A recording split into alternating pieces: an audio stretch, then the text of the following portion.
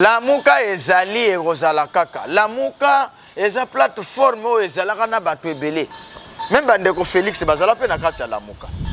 Soki lelo bozo reconnaître, muto azo reconnaître que na 2018 le président élu c'est Martin Fayulu. Eza mwana mboka Adolphe Muzito. Lelo wa lamuka eza na maboko ya Muzito.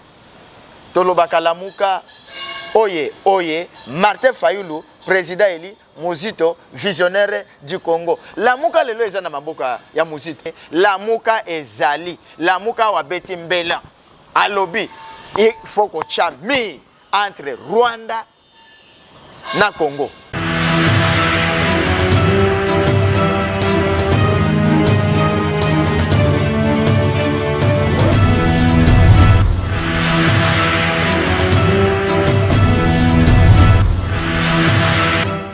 Oui, comme on a camarade Kisuka Tundenge Shawel already, Pasteur Matea Kanda, moko ya parti Nouvelle Élan, moko ya communicateur ya parti Nouvelle Élan toujours, parce que na parti na biso tolobaka ete tout militant et mobilisateur. Donc nous sommes là pour mobiliser le peuple congolais, pour préparer la base pour gagner les élections. Merci mon amboka to kubana na masanga lelo to ki bonga ki bosanga na pour que relendisa ba peuple congolais mais hors de pesami ba pekisi ba ku kusanga na elo ni ko ko. Oui, oyebi que net biso na partir na biso nous sommes bien organisés. To komai mikanda bisika nyonso même na ministère intérieur s'il vous plaît. To salaki yango mais ko kama ndenge to ekoyoka ke ba rassemblement ezala les sous-soutés. Donc, il c'est comme si tous on a tango ya Mobutu, un dictateur, au Bazalaka Mobutu, un vrai dictateur, Namboka Congo. Alors, il y a parti non il faut qu'on na poche. Mais, totali tolandi moi muke, tomoni ete, eza bongo te ye ministre wana lobi, même parti na IDPSP, basala ba manifestation te. Soit le Parlement de l'Union se va jusqu'à nouvel ordre. Wana eza moi longo nyamuke parce que to monika ka batu ya IDPS na ba machette balati ba teni soit en disant ba ke uluka ba rwandais ndeko journaliste ba rwandais bazana problème te ba congolais pe to na problème te mais problème ezali gouvernement rwandais et gouvernement congolais. Il faut trouver solution. Parce que biso ba peuple, to banda konyo kwa mate. Balobaka so ibanzo kominene ba obunda, biso be mona rapasi. Awa. Gouvernement ba obunda. Bato ba mona pasi, zali biso peuple congolais. C'est nous le peuple qui souffre. Même ba peuple rwandais, ba o souffrir pe. Ba peuple congolais, ba o souffrir. Il faut teza nani, ya gouvernement. Pour la interdiction, total jusqu'à nouvel ordre. Mais ce qui est comique, qui continue 2 mois, 1 mois, non, là, nous allons agir en tant que peuple congolais. Nous sommes peuple, nous sommes souverains. Nous devons intimider Bissoté. Parce que nous sommes comme ministre, comme député, comme président, peuple n'a pas ça au pouvoir. Le pouvoir est au tâté, ou tasso inanda qu'on a bino, ceux qui voient que on a poche, on a naza député, naza président. Non, ça se fait nulle part. Merci mon amboka likamba bakor oyo bomingoka oyo ba bazali koloba ke ceux qui toujours subi on est toujours comme on a beaucoup bakor oyo mon amboka pe tshilombo asinaki mais lelo lisusu tout monde y na Europe ko signer bakor yena de Kagame lelo ni ko koloba pour le point est-ce que bakor wana eza intérêt na biso peuple congolais ou bakor wana yo munya ndenge ni. OK, merci beaucoup ndeko journaliste Mutuna Isaya yo et ano Isaya ngai. Vous savez na Congo oyo tolobaka Mokasavu bwazalaka président alekaka. Mobutu aye aleki. Muze aye aleki. Kanambe Hippolyte Kabila aleki. Aujourd'hui il est sénateur en vie. Lobi Pendeko Félix aroleka. Mais na kota la comportement ya moko na kati na bango, mutu na mutu azali ko se comporter na ndenge na ye. Parce que lelo ozala oza chauffeur. Ne kumbeli na yo ya mutuka. E ozala ndenge moko na ngaite. ngana okumba na ndenge nanga yo pe okumba na ndenge no le lingi wolobete gérance ndenge Mobutu a gérer mboka oyo Muze ndenge a gérer Kabila ndenge a gérer Kasavubu ndenge a gérer lelo ndeko Félix na pouvoir ye pe a gérer na ndenge na ye ba korwana azokende kosala donc ye tant que garant de la nation chef de l'état azo signé oya ye ndenge a moneli pona nga peuple congolais na ko sepelete a signé ba accord oye kopesa bon somi ya mboka ya Congo. Mais ce qui est un accord na privé, voulu ou pas, la vérité ne se cache jamais. Ata obombi yango ndenge nini na yebisa mkolona ezaneti nguba okoti na se bale tango ozolia suka pose ko bima wapi e ko bima libanda toko yeba yango kaka mwana kende ko juger ye ezate ye tant que garant de la nation asala oyo ye alingi mais nga tant que peuple na ko sepela so qui a signé ba accord oyo eza na faveur ya peuple congolais wana ekozala longonya au cas où nous, le peuple congolais, nous allons appliquer l'article 64 de la Constitution et nous allons barrer la route. Nous allons barrer la route. Nous allons dire non à tout individu ou groupe d'individus qui a le pouvoir dans ma casse. Et puis, c'est ce que nous avons tant que peuple congolais. Il faut que tout le monde dans le pays, le peuple a bimi, tango a bimi, azo loba, azo déclaré passé. La police a la pour combattre. Mais ce qui m'étonne, moi, Namboka ya Congo, ce qui peuple abimi na balabala a déclaré non, pourquoi Kotinda ba gaz crimogène. Non. Ça, ce n'est pas la démocratie en République démocratique du Congo. Si réellement la démocratie existe, bala qui s'abisso yango.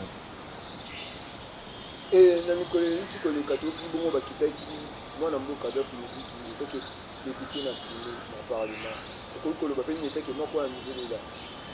Ndeko journaliste oyebi mwana mboka Adolphe Muzito ngoyo boloba Adolphe Muzito oyebi soki oyebi mutu te tuna ba yo histoire on ne peut pas oublier l'histoire Muzito yozo kanano 1 aza descendant ya Kizenga ya Lumumba Kimbangu etc. Muzito azalaki inspecteur Muzito azalaka ministre ya budget Muzito yozomona azalaka premier ministre en République démocratique du Congo. Oya yebi Congo yo banda est ouest. Ayebi yango malamu. Muzito député mieux élu à Kikwit. Wana conquérant azalaki te. Et na RDC mobimba na webi sabino que le vrai député mieux élu Muzito. Les lobes a invalidé dans le Parlement. Des journalistes, les Kambouta, on a vu constitution lobby et PC pouvoir na député nyos.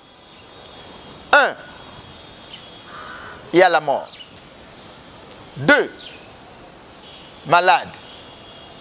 3. Makamboueze est belé aux constitutions évoquées pour na muto azo siéger dans le Parlement. Mais Muzito a lobby ata balongo lingai na Parlement. Mais ba effacer Muzito na muto ya peuple te. Ya zawana a servir peuple bazo pesa ye confiance voulu ou pas. Donc on a donné donc une bonne invalidation ya mwana mboka Adolphe Muzito. Mais to ki ba nunu nungu ki ba quitter ba longo le parce que ba donner ki na union sacrée aya bongo na ya si kubu ya union sacrée on ba longo. Makambo ya union sacrée bandilelo. Makambo ya union sacrée bandilelo te. Union sacrée oyo tozako yo kabati bazako benga tozo luka fayolo Muzito pe ba ya baboya kana bango. So to benyinga na boy nanga ça devient problème ndeko journaliste. Bamsusu balobio aza déjà na union sacrée. Mutu si kwanza na union sacrée kaka union sacrée wana bakende ba invalider na parlement.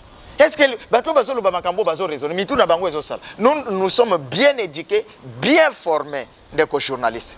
Biso to kozala te bato ya polo non, nous sommes bien éduqués. Toza parti moko ya logique, parti ya respect, parti ya mibeko. Toza na slogan na biso tolobaka mwinda epela, mwinda epela, mwinda epela, epela. Nouvelle là bomoko, nouvelle là misala, nouvelle là totonga Congo na biso. Muzito visionnaire du Congo. Muzito visionnaire du Congo. Adolphe Muzito visionnaire du Congo, visionnaire du Congo. Visionnaire du Congo, l'homme des chiffres. Faut battre ba eloko wana.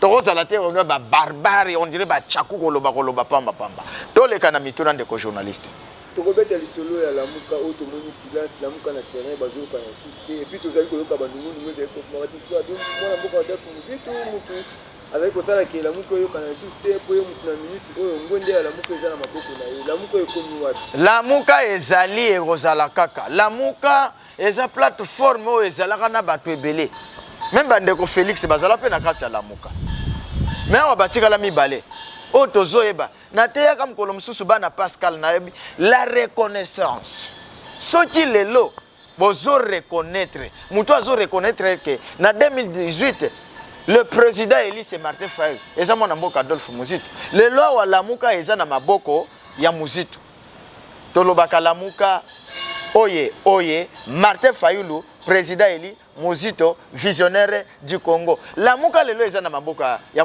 Muzito alobi oui na ba manifestation oui na ba sitting mais non na bloc patriotique mais kasi eza na kati ya lamuka wana eza nini ba parti politique lokola na seni tango toke ucha ba candidature eza lamuka te plateforme te kende ko chaka candidature na seni eza parti politique eside a kocha candidature na ba niveau nyonso ya lingi nouvelle élan a kocha pe ba candidature na ba niveau nyonso ya lingi awa ndenge tozawa epekisi te ke eside asa la manifestation na ndenge na tant que parti politique epekisi te ke nouvelle élan asa la ba manifestation na bango tant que parti politique et on crée ba problème te ya koloba o lamuka ezoyo kanate lamuka ezali lamuka wa beti mbela alobi il faut ko chami entre Rwanda na Congo. Yami Balé, il faut que ça la guerre entre Rwanda na RDC. Tokota la banane baroba. Wana la muka nde alobi. Muto toza na la muka. Socho bimi na yo ke kote wana. Kote oyo yebi ndeko journal bino bo landanga. Toza na la muka. Mokonzi ya la muka ende akopesa mot d'ordre.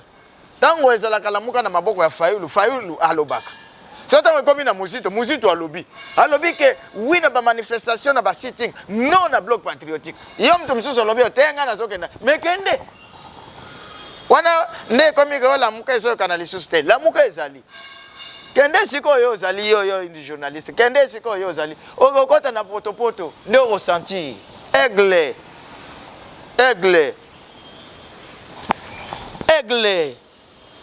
mais vision aigle on appelle ça kandakisa ezali avion ezalaka conduit na boussole ceux qui osa pilote aigle ou a pilote to boité mais muto azo conduire yo ezali boussole to benga vision quand on kende au boîte li sur na vision a ceux qui o ke ozinda na océan Tio obeti pe solo ami oyo lelo ekuni na kidole pe ko mbutu yoki mwana mboka dafu musique na économique de lokawa auti ko lebaki izo senga bacha ni entre ba frontière na biso na ba voisin na biso Rwanda Uganda izo senga bacha ni ndenge ba pays mususu ezali mais toyoki eboti polémique na nga mususu toki bandi ko mususu ba conquérir tanga bango ngambo nini Yo yela ngate oyela mituna kamo kandengwa na ngape na go report il faut tuna ngambo wana otangi kom bande ko nini likamwa mi oto yoki bongo o mwana mboka de musique auke ko pesa ba idée et petit bongo mbutu mutu toki bande ko mususu balobi eza distraction bande ko mususu balobi eza bongo ba loi o eza mal donné bande ko mususu balobi RSA qui premier ministre ya pourquoi chaki bandi wana te yo etaki molobeli ya peuple congolais ilo oni ko to est-ce que premier ministre a Chamir premier ministre a Chamir te et ça gouvernement y compris le président na ba pays mususu bomona ba mirete so chozo bomba batu ya ngambo wana ba oloba nano na koyebisa yo Presse Penge je cite son nom Presse Penge azanano na kati ya lamuka te bazwaka ye balokotaka ye quelque part bazwe balokoti ye yaka ozala communicateur mais aza na kati ya plateforme ya lamuka te soki totali na mikanda ya lamuka est-ce que kombo ya Presse Penge ezali bo bato anga mwana mususu ba oloba ke Muzito azala premier ministre pona nini achaki mérité awa premier Muzito alobi tant que coordonnateur ya lamuka alobi il faut ko tia mir ndenge ba pays mususu ezalaka a proposer apesi likanisi ndenge lobi mwana mboka Adolphe Muzito alobaki nini amoni na gouvernement budget mati tango aye koloba non peuple congolais botala budget et mati na gouvernement oyo ya ndeko Félix mwana mboka oh azo soutenir ye ake koloba pona ni nzoka nde na baza mayele te mitu ekufa mitu eza kokufa bayebi te Muzito atango amoni asali observation ndenge tomonaka visionnaire amoni alobi peuple congolais tala gouvernement ko Tsimbongo donc wana lingi koloba te afundi gouvernement na peuple congolais mais na bino peuple congolais botu na gouvernement oyo mbongo wana bazo salela ngoni pona makambo bandeko bazoloba oh Muzito azali premier ministre pona mais awa proposer awa lobaki que nous allons faire la guerre contre Rwanda bantwangwana onana bango bazotanga kombo Muzito menga na kotanga bakombo na bino te na ba leader na bino so na lobi na attaquer yo ndeko okende okuya na océan okuya na mai okozinda to se respecter leader na yo ngape na respecter leader na ngai to mi se respecter s'il vous plaît to créer ba eloko mote ya pamba pona nini mwana mboka alobi ke tozo chamir infiltration eza na kati ya RDC to kota na armée congolaise infiltration ezali to kota na gouvernement ya RDC infiltration ezali partout mais mwana mboka Muzito alobi nini poto éviter babiloko wana nyonso congolais akokende na Rwanda rwandais akoya na Congo mais il faut ezala na ndenge ya respect bacha barrière bache mirwana mutu na mutu ase respecter to bando kota na kimoyibi te ngayo na olobela yo naza kota na Angola mais voix oyo naza kotela na Angola ezalaki yango wana te pona nini ba problème ezalaka te na ba vaze oyo ba angolais na ba Brazzaville oyo na batu wana mususu ka problème ezalaka ka na Rwanda nde mwana mboka Adolphe Muzito a proposé alobi to tia mi pour respect ekota ba désordre nyonso zo ya oyo ezala lisusu te to proposer mi. Et comme il y a le premier ministre, monsieur, je te mets en garde. Camarade, je te mets en garde. Il faut balolana de rouler mon ayo 7 fois avant Oloba. Politique, on a bongo, on a un leader. Au moins, si on a un Oloba, la Muzito, avant d'ici la Muka Yende. Au moins, si on a au moins, na mboka na biso baloba, masanga ya mabe, yangonde yara na bar, liboso. Ya bien, yara na sibi. D'ailleurs, Nassim. Bato baolo babiloba lo baba tika. Fayulu na Muzito baza isika moko. To kende pe na élection. Ndenge moko. Secret anda kona biso to bimisaka ngoli banda te. Oya kotangela nga presse peng. Presse peng aza kuna musika. Presse peng aza kuna musika. Akokende ko violer te c'est l'article mibeko ya lamuka akende ko violer. C'est un escroc. On est escroquerie. Comment mon konzi à la muka azawana yo que vous allez devant kende koloba. Comprenez-moi mon émotion de journaliste. Je risque de parler beaucoup après Nyaria. Mais la politique est têtue. La politique est dynamique. OK. Merci mon amboka na oki pour bêtise sur l'élection. Mais nous ma yezali ko kende na mboka na biso. Est-ce que tout s'attend que ma ponani 2023 j'arrive? Bon, pour le peuple congolais, naïbiété, mandat est à la 5 fois renouvelable. Une seule fois renouvelable. Donc, il y a 5 ans. Donc, renouveler un article 70 il y a constitution. Il faut peuple, président de la République, Asala Moussala Malam, après Azongi et pas il y a peuple. Peuple va juger. Le col au salaire de l'Agdiso Malam. Zonga Lissous. Mais tu as une élection. Mais ceux qui ont un glissement, ceux qui ont une fraude, nous, peuple, nous disons non, c'est à ce moment-là, nous allons appliquer l'article 64 de la Constitution. Groupe d'individus ou individu, azozwa, pouvoir namakasi pe azo violer mibeko yamboka. Wana biso toko bengana yi. Gokanisate ke ndenge na lati bilamba nouvelle là parce que naza militant ya nouvelle là, naza communicateur ya nouvelle là, naza soutenir Muzito te tant qu'individu. Moi je ne soutiens pas Fayulu tant qu'individu. Je ne soutiens pas Félix tant qu'individu. Mais nako soutenir bango na ba proposition. Un parti politique sans projet de société est un parti à Gokufa. Un parti politique a proposé. Balongole Mousito n'a invalidé. Mais à lobby, tant que peuple. Si on a un robot à Makanisiwana, il y a un en tout cas, les anatina tête qui est na politique et des journalistes. Tout qui est na politique. La vérité ne se cache jamais indéfiniment. La vérité est au monde. Bato baolo Mouzito le premier ministre pour nani na sala ibo. Yango eza pas cité. Kende pe okoma. Pona okoma premier ministre na mboka ezali pa nangu bate. Pona okoma pe député, mieux élu ezali pa nangu bate. Okoma ministre ya budget, okoma inspecteur na mboka. Ezali pa nangu bate. Bango batangela biso o valider na bango basala ni na mboka oyo. Ba yebi eloko te. Ba yebi elote, ba yebi eloni. Nini obasala? Na mboka Kongo nini basala? Ngana kotuta tolo na lobi premier ministre tango azalaki Mouzito asilisaka nyongo ya Mobutu wana lo aliboso yami bale akanga Laurent Nkunda bayoka te yami satu budget ezalaka ya kitamatisa ngondamo yamine baba magistrat ba minganga bazwa ba mwa salaire ba étudiant bazwa ba témoin okende kotuna bango mais bino mususu so iboyebani lelo grâce à Mouzito oyebani lelo grâce à Mouzito. Ni Mouzito nani alinga yeba yo. Ha? Ake okungola bino kuna ti azi bino kuna bisika ona lebo bozala kuna tiba basangisi bino avandisi bino botala. Nde lelo moni ba chona mapeka, lelo linyo mi mona ke ozana. Aigle. Ah. Merci pour la mboka na kolikato cité vraiment na situation oyo.